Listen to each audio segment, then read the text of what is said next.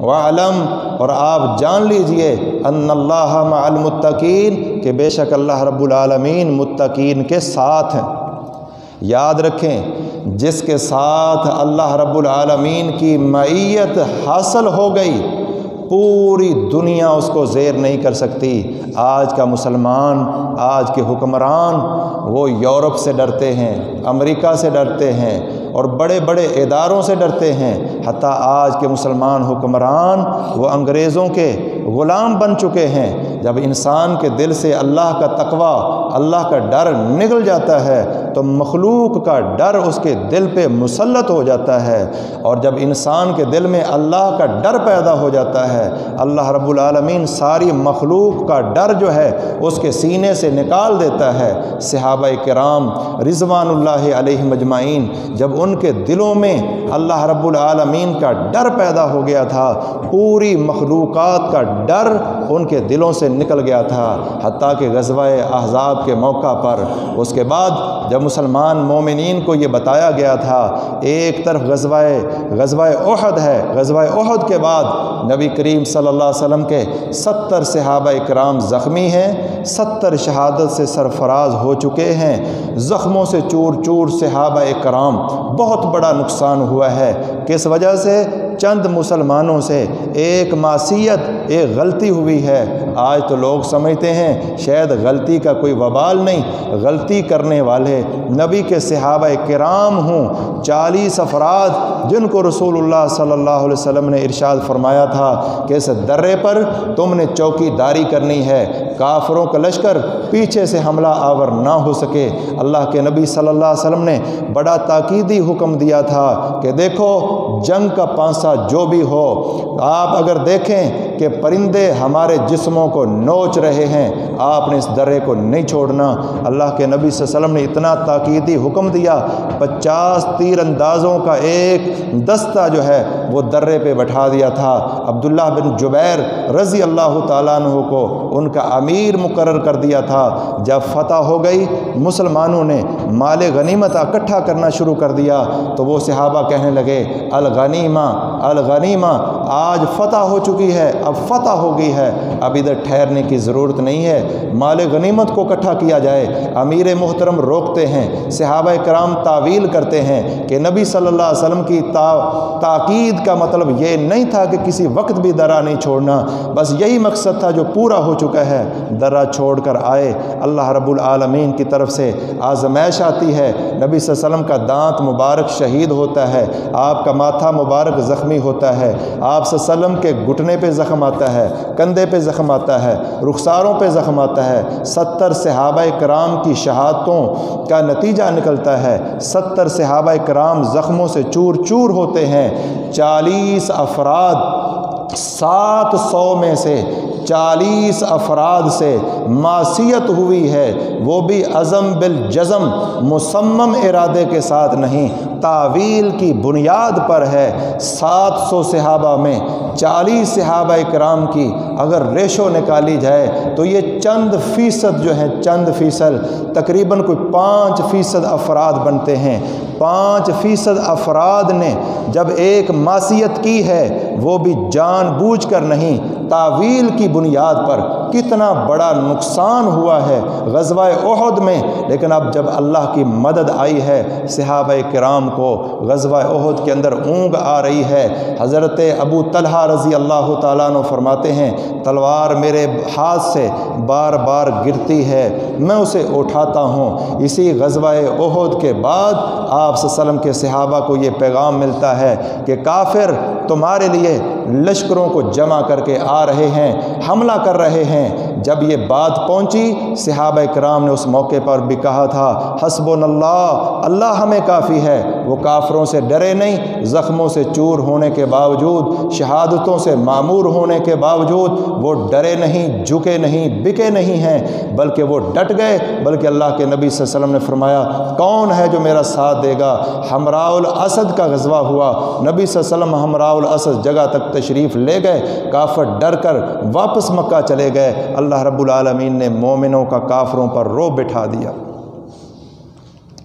محترم بزرگوں بھائیوں، میں یہ ذکر کر رہا تھا کہ جب انسان کے دل میں اللہ کا تقوی پیدا ہو جاتا ہے تو اللہ کی معیت حاصل ہو جاتی ہے، اور جب اللہ کی معیت حاصل ہو جاتی ہے پھر پوری دنیا، اگر کسی انسان ایک طرف ایک شخص کے ساتھ اللہ ہے، دوسری طرف پوری دنیا اس کے مخالف ہو، زمین بھی مخالف ہو، آسمان بھی مخالف ہو، ہر مخلوق اس کے مخالف ہو، ایک ابراہیم خلیل اللہ ہے جس کے ساتھ اللہ ہے، پوری زمین کے باشندے ان کے مخالف، ایک اللہ کا بندہ میدان میں ڈٹ گیا ہے، اٹھانے والوں نے اٹھایا، آگ میں پھینک دیا ہے، لیکن اللہ رب العالمین کی معیت دیکھیے، نصرت دیکھیے، قلنا یا نار کونی بردم و سلاما، اللہ نے آسمان سے حکم دیا، آگ میں حرارت اللہ کے حکم سے ہے، پانی میں غرقابی اللہ کے حکم سے ہے،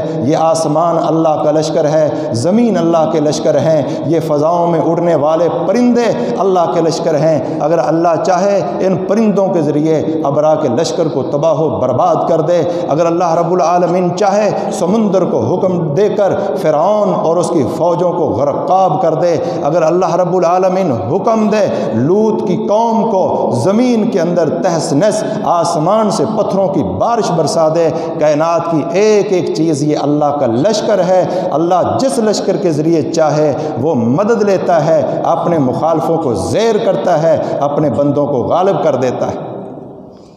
ایک اللہ کا بندہ ابراہیم خلیل اللہ ہے، پوری دنیا وقت کا حکمران اور اس دور کے اپنے پرائے سب کے سب دشمن ہیں، اللہ رب العالمین نے آگ کو حکم دیا ہے کہ اس کو جلانا نہیں ہے، اس کے لیے گلزار بن جانا ہے۔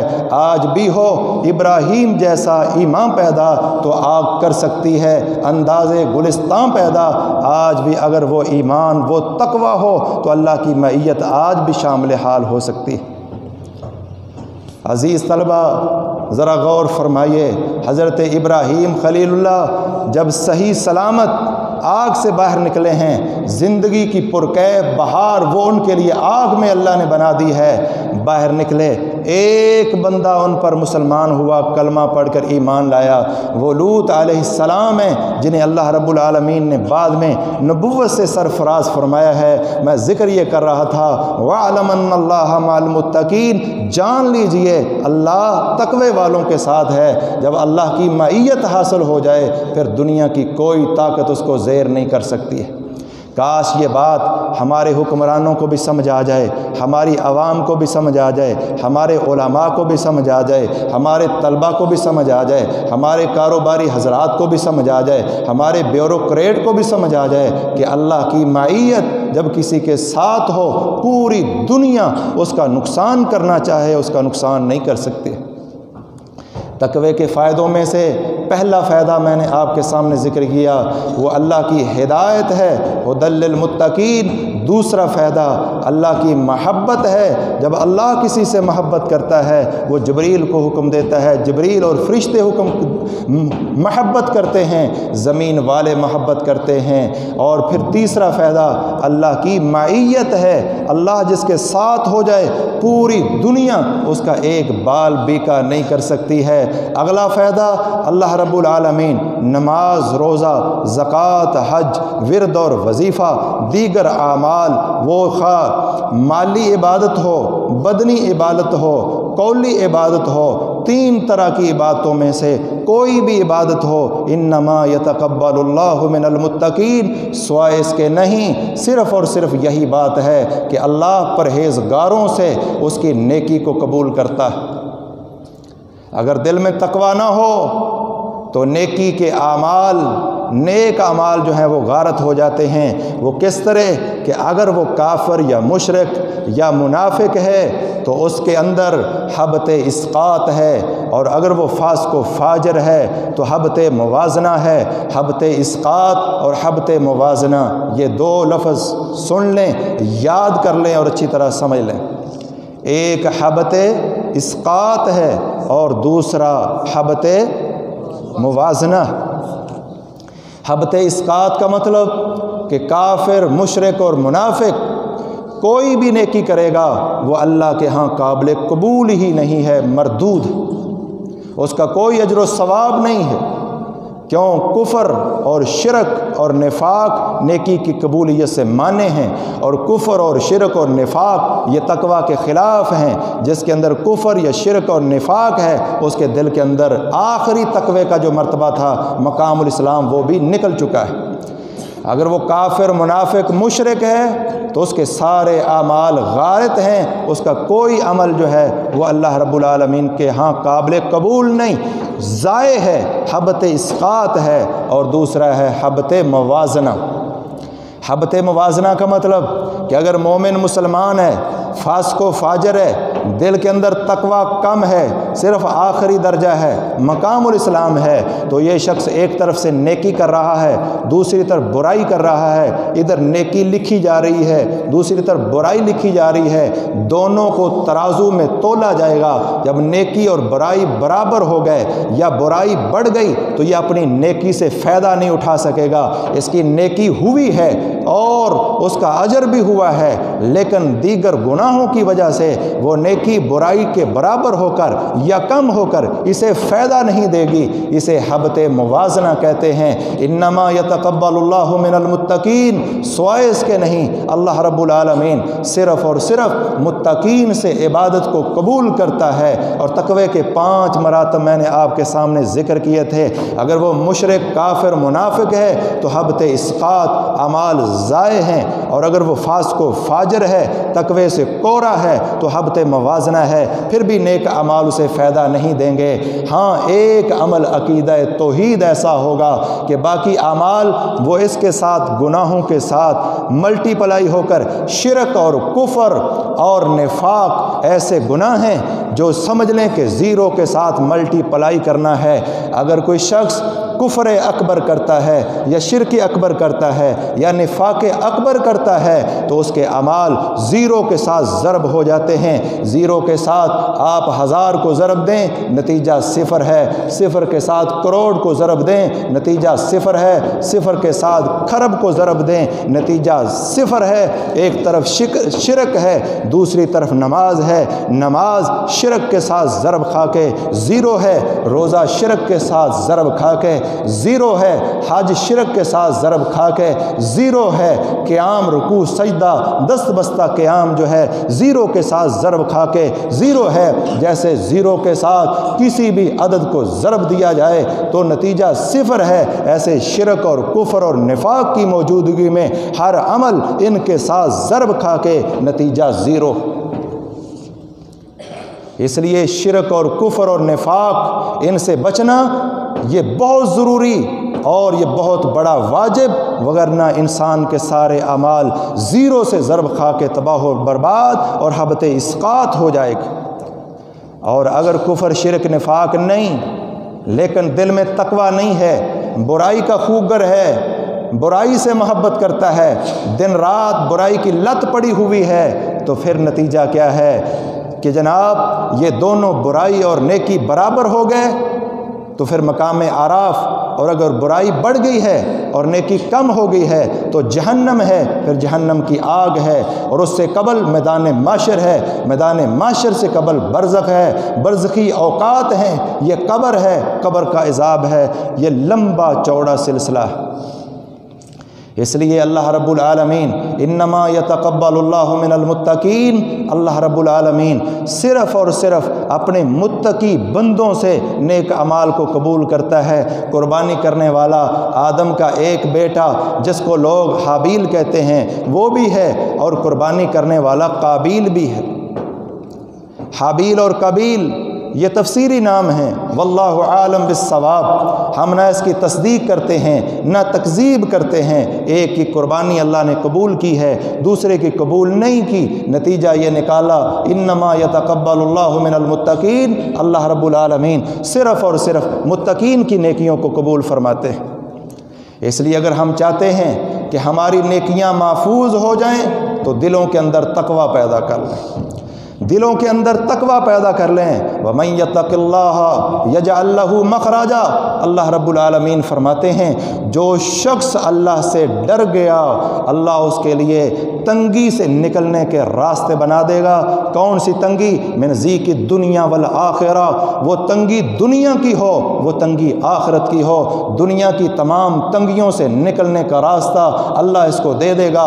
آخرت کی تنگیاں وہ قبر کا عذاب، حشر کی گرمی اور پل صراط اور دیگر تنگیاں جس کے دل میں وَمَن يَتَّقِ اللَّهَ يَجْعَل لَّهُ مَخْرَجًا، جس کے دل میں اللہ کا ڈر اور تقوی پیدا ہو گیا، اللہ دنیا اور آخرت کی ہر تنگی سے نکلنے کا اس کے لیے راستہ بنا دے گا۔ حدیث آپ پہلے بھی سنتے رہتے ہیں کہ بنی اسرائیل کے 3 افراد وہ سفر کر رہے تھے کہ طوفان باد و باران شروع ہوا، سخت بارش، طوفان شروع ہوا۔ ایک غار ہے، ایک پہاڑ کی کھو میں، غار کے اندر تینوں شخص جو ہے انہوں نے پناہ لے لی۔ اللہ کا کرنا ایسا ہوا کہ پہاڑ کے اوپر سے ایک بہت بڑی چٹان جو ہے وہ لڑکتی ہوئے نیچے آئی، غار کے منہ کے سامنے آ کر رک گئی۔ وہ چٹان اس قدر وزنی ہے کہ تینوں نے مل کر زور لگایا ہوگا لیکن اسے ہلا نہ سکے، سرکا نہ سکے۔ اب اندازہ کیجئے کہ ایک جنگل بیابان ہو، پہاڑ کی کھو میں ایک غار ہو، 3 افراد پھنسے ہوئے ہوں جن کے پاس کوئی موبائل نہیں ہے، کوئی رابطہ نہیں ہے، ایک رابطہ کسی وقت بھی منقطع نہیں ہوتا، وہ اللہ رب العالمین کا ٹیلی فون ہے۔ لوگوں کے ٹیلی فون بند ہو جاتے ہیں، قیلولے کے وقت لوگ موبائل بند کر لیتے ہیں، سوتے وقت بند کر لیتے ہیں، مصروفیت کے وقت بند کر لیتے ہیں، لیکن سبحان اللہ، اللہ کا ٹیلی فون، اللہ کا رابطہ کسی وقت بھی منقطع نہیں۔ تینوں نے اپنے ذہن میں یہ کہا کہ اپنے وہ اعمال پیش کرو جو اعمال تم نے خالص اللہ کے لیے کیے، تقوی کی بنیاد پر، اخلاص کی بنیاد پر کیے ہوئے۔ وہ 3 عمل آپ نے سنے ہیں۔ ایک وہ تھا جس نے ایک مزدور مزدوری پہ لگایا تھا، ایک وہ تھا جو اپنی چچا کی بیٹی سے شدید ترین محبت رکھتا تھا، اور ایک بکریوں کو چرواہا والدین کے ساتھ حسن سلوک کرنے والا تھا۔ تینوں میں سے ایک نے کہا اے اللہ تو جانتا ہے کہ میں نے ایک مزدور کو مزدوری پہ رکھا تھا، اور جب مزدور نے مزدوری مکمل کر لی تو میں نے اس کے سامنے مزدوری پیش کی، اس نے لینے سے انکار کر دیا۔ میں نے اس کی